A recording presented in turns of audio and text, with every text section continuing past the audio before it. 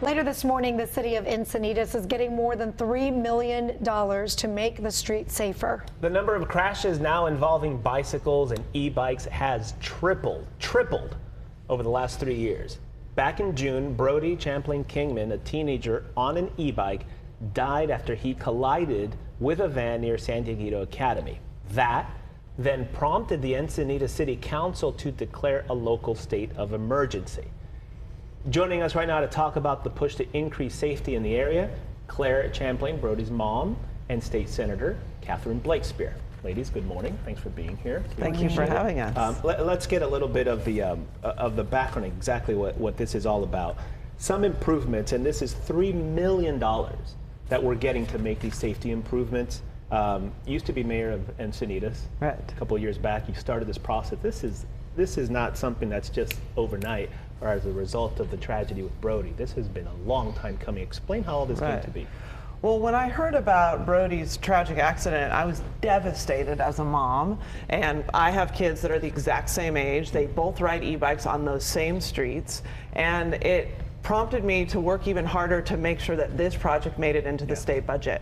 So it's more than $3 million to improve the road, Santa Fe Drive, which is right outside of San Diego Academy, where he attended high school.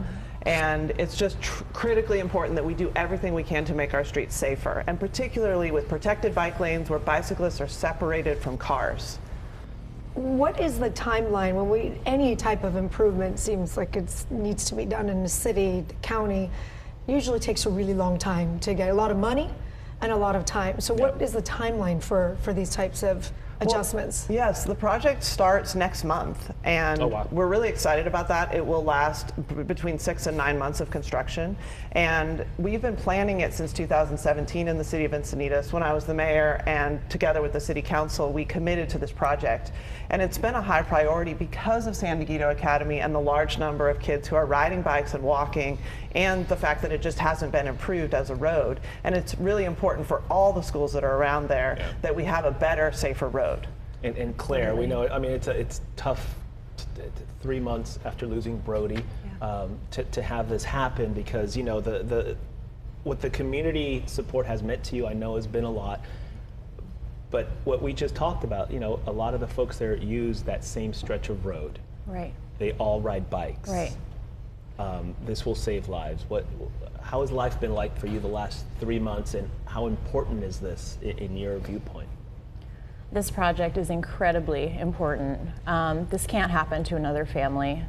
What my family's suffering and going through right now is just, it's really unimaginable to most people, and these improvements need to be made, and I'm so grateful that they're happening next month.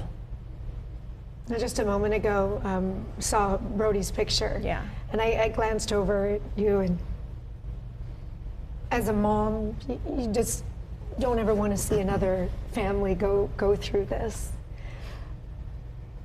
What would you want to see done to this area?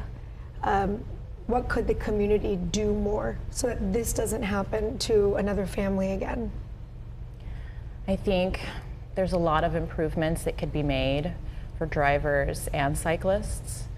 I do think designated bike lanes, lowering speed limits, really just encouraging, just keeping your eyes open, safe driving, looking out for cyclists would really all make a big difference. E-bikes aren't going away. Like you said, the accidents are tripling, and globally, sales of e-bikes are just skyrocketing. So we have to create a community where everyone can get to their destination safe. When you mention everybody, I've ridden my bike. I have a road bike along that same stretch of road many times. And there is a moment as a cyclist when you're like, well, I need to get past this area anyway, so let's see. Right. You're scared, for lack of a better term. Can you tell me more specifically what these improvements entail? Are we talking about actually separating, and what is it going to look like? Yes, that's a great question. And I think part of it is the fear that people feel when they're on a bicycle. And also as a driver, we all are driving, and we want, obviously, our streets to be safe, and bicyclists and also pedestrians to be safe.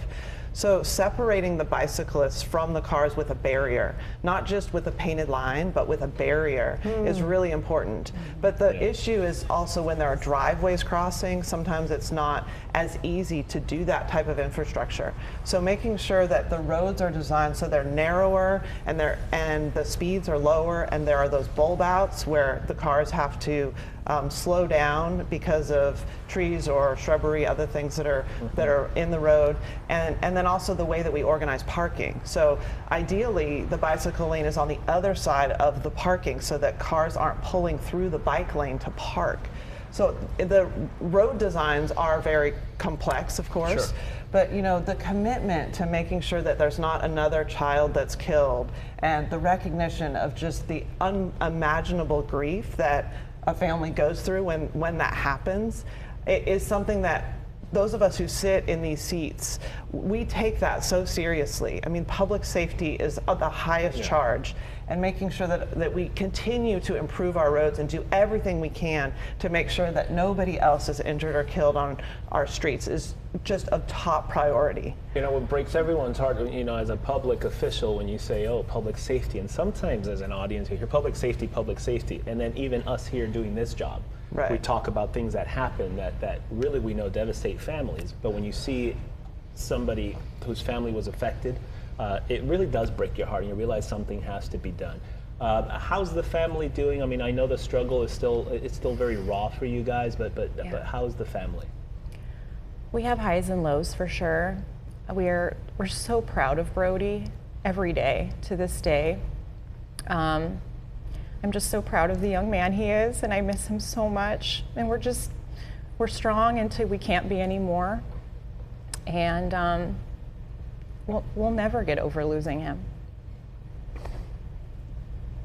And I think he's proud of you, because what's happening here is going to save lives. Thank you. We know that. Well, and can I just say that Claire is so brave to be willing to go on TV, Exactly. to come to the press conference, to go to the city council meeting the week that he was killed, to speak to the city council. I mean, that kind of commitment and willing to take her grief in a public way is really something that I admire and just want to recognize, because it's so difficult to do, and I thank you for doing it. And that really does make a difference when people sometimes, sadly, need to see the effects of this and the pain and the hurt that it causes.